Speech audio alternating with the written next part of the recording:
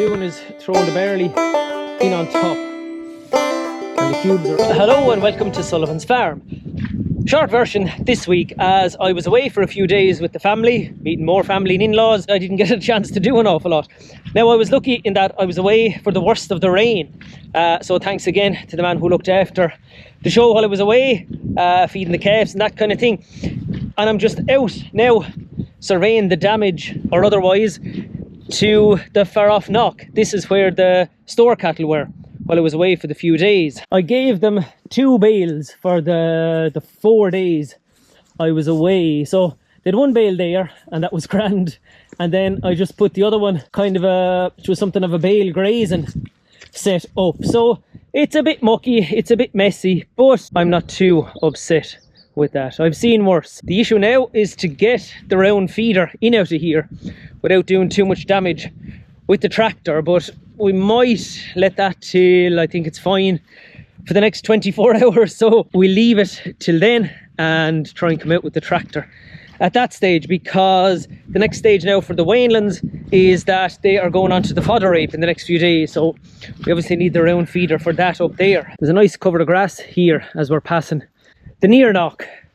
I had hoped to graze that again before the winter was out, but it's just too wet and even the calves would do damage down here now. So it'll have to wait till we get a fine week, maybe in the spring. To the terror to be looking ahead to spring already, but sure, look, that's where we're at. The grass will still be here in spring and Wainlands will get some value out of it then, hopefully.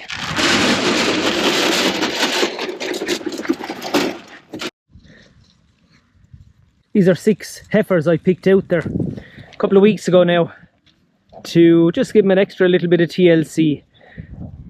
There's nothing wrong with them, they're not sick, but I just thought they were a little bit light when we weighed them. So we just want to make sure they don't get left out or they don't get pushed out too much. So I've upped their cubes a little bit. They're getting close to 2 kgs a day now. And yeah, they're flying. Happy with them. And I guess ultimately, as long as they're 340 kgs for the bull next May and June, that's the only KPI, as they say in the off-farm job. That's the only KPI or the only target that matters. Those 6 had straw in that while I was away for the few days. And they seemed to get on well with it. It just gave them that extra little bit of dry matter. So, a bit left there now. They're getting fussy, I suppose, now that they have the dry grass again. A little bit mucky after all the rain, but not too bad. Turn on the 4-wheel drive on the tractor and 'tis grand. These are the 2022 bales in here. Tried to leave a bit of room and it kind of worked out okay. Beside this year's ones, they're eating them away. The bigger cattle, we'll look at them there now in a second. The stores are inside in the yard. And there they are, eating it away.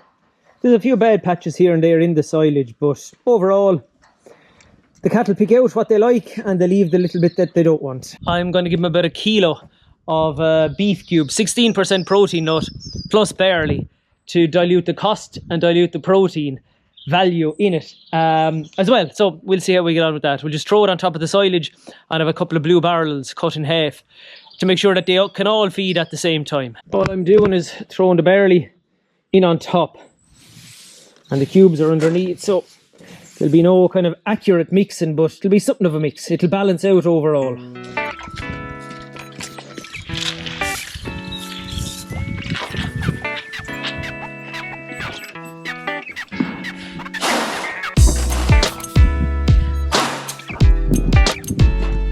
These are the last bunch of animals on the farm at the moment then. Can't really see them in the sun. We won't complain about the sun though. They're the biggest of the Frisian heifers and all the Angus bull calves. So they're in this field here at the moment. Pick a grass in it and we'll move them then up on the wire across to here. This is the last paddock they'll be going into. They might have a bit to graze off out in the big field where the fodder rape was last year that we reseeded, but then they'll be going into the fodder rape themselves after that, and then we'll be really into the winter routine. And that's a wrap for this video. Short and sweet, and yeah, we'll catch up soon for a full video. Mind yourselves. Good luck.